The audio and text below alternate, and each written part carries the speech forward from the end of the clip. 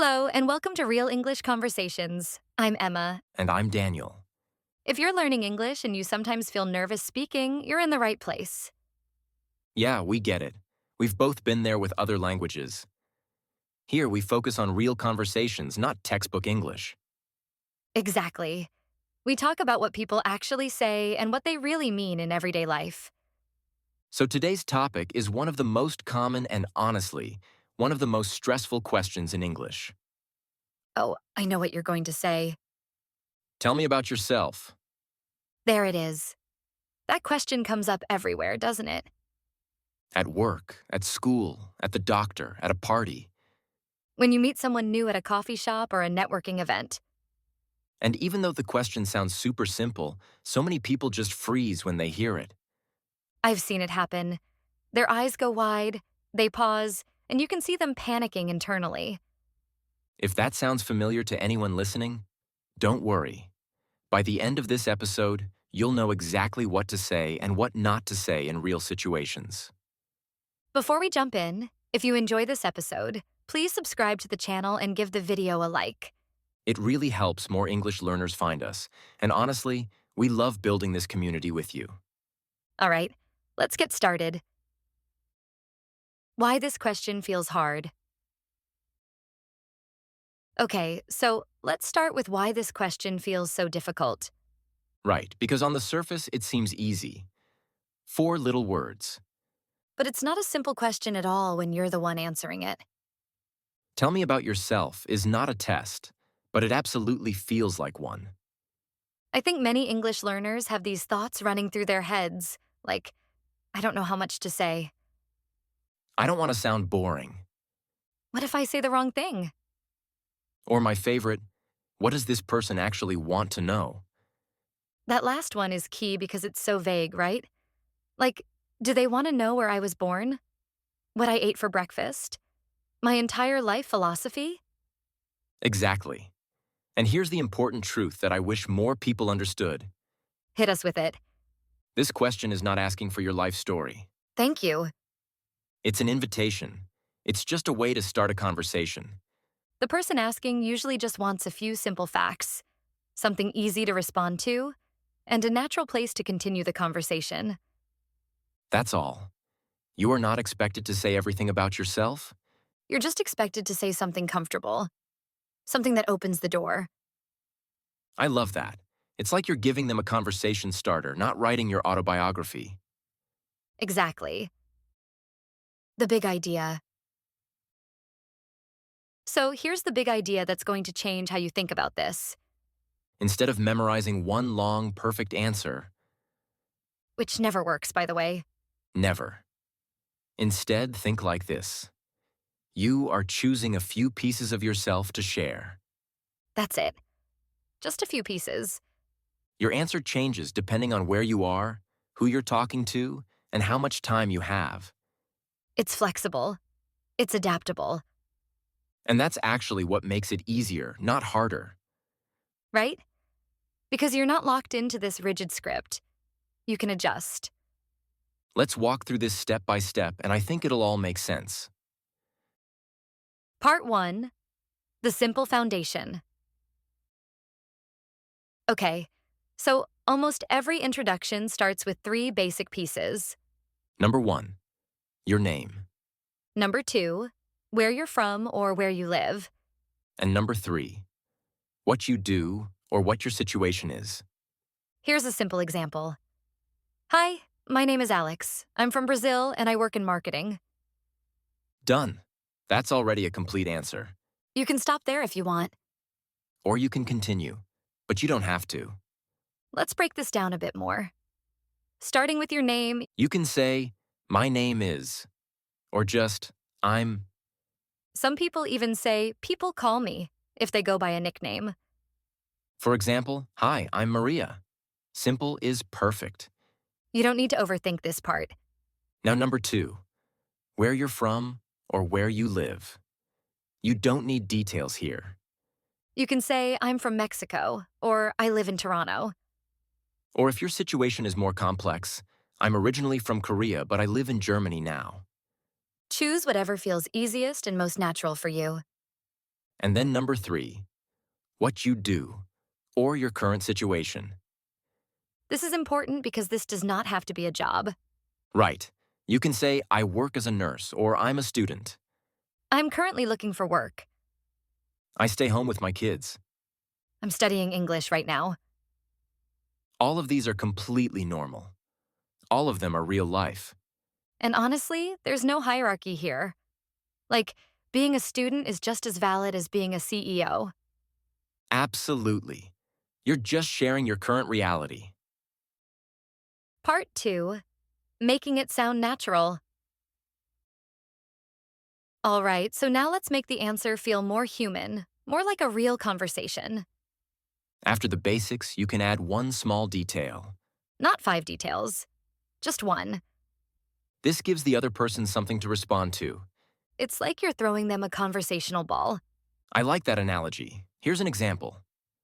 Hi, I'm Daniel. I live in Chicago and I work in IT. I mostly help people solve computer problems. Perfect. Now the listener can say, "Oh, what kind of problems?" Or, "Do you like your job?" That's the goal. You're creating an opening. Here's another one. My name is Sarah. I'm from Italy and I'm studying English because I want to work abroad. Now the conversation has direction. They might ask where you want to work or what field you're in.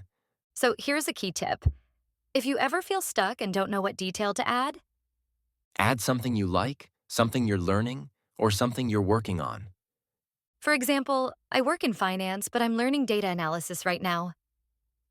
That's interesting. That gives the conversation somewhere to go. It shows you're growing, you're curious. People connect with that. Part 3, different situations, different answers. Now, let's look at how your answer changes in different real situations. Because context is everything. First up, at work or in a professional setting. Here, people usually want to know your role, your experience, and what you're focused on. For example, "Hi, I'm James. I work in sales and I've been with the company for about 3 years." Or, I'm Lena. I manage customer support and I work mostly with international clients. You don't need personal details unless they specifically ask. It's professional. It's clear. It's enough. Next, in a class or learning environment. Here, it's totally normal to say why you're there, what you're studying, and what you hope to improve. Like, "My name is Anna. I'm from Poland and I'm taking this class to improve my speaking confidence." That's honest. That's real. And it also helps the teacher understand your goals. Okay, what about at the doctor's office? Good one. Here, the question may sound friendly, but it's actually pretty practical. You might say, Hi, I'm Robert. I recently moved here and this is my first visit. No need for extra information. They're probably just trying to make you comfortable.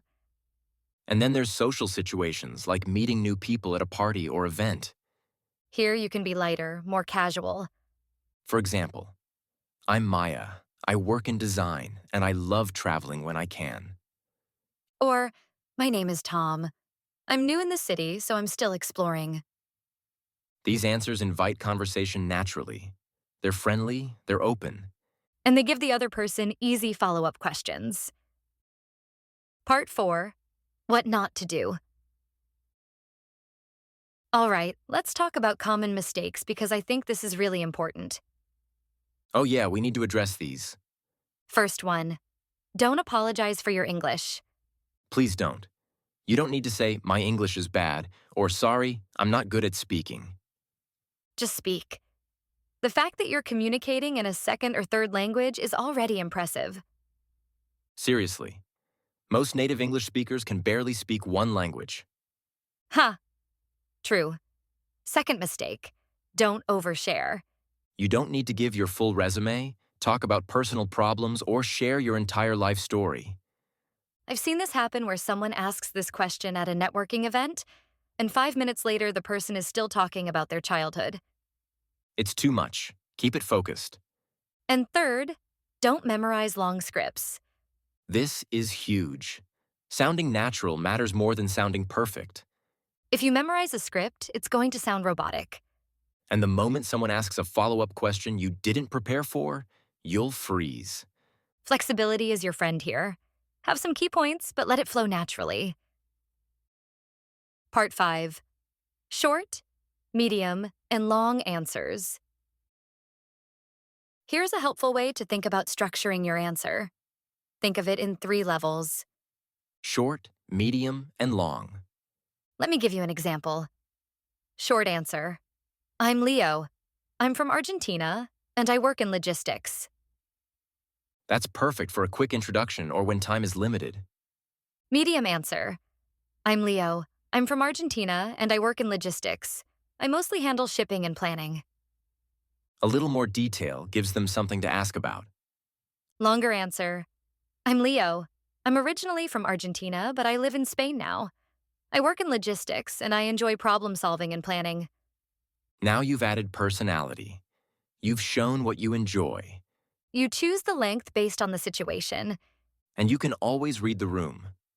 If people seem interested, say more. If it's rushed, keep it brief. Exactly. You're in control. Final thoughts. So here's what we want you to remember. Tell me about yourself is not a scary question. It's an opportunity, an invitation, a starting point. You don't need the perfect answer. You just need an honest one. And honestly, the more you practice this, the easier it gets. It really does. The first few times might feel awkward, but then it becomes second nature. You start to develop your own style, your own way of introducing yourself. And that's when it stops being stressful and starts being kind of fun. Now it's your turn. In the comments, we want you to write 1 or 2 sentences about yourself. For example, my name is blank and I'm from blank. Or, I work as blank and I'm learning English. That's it. Just practice. We read the comments and we genuinely love seeing them. It helps us understand who's listening and what you need. Plus, it's great practice for you in a low-pressure environment. No judgment here. This is a safe space to try. Thank you so much for listening to Real English Conversations. We'll be back soon with another real-life topic that'll help you sound more natural in English. Until then, keep practicing. And remember, real conversations don't have to be perfect. They just have to be real. Goodbye for now. See you next time.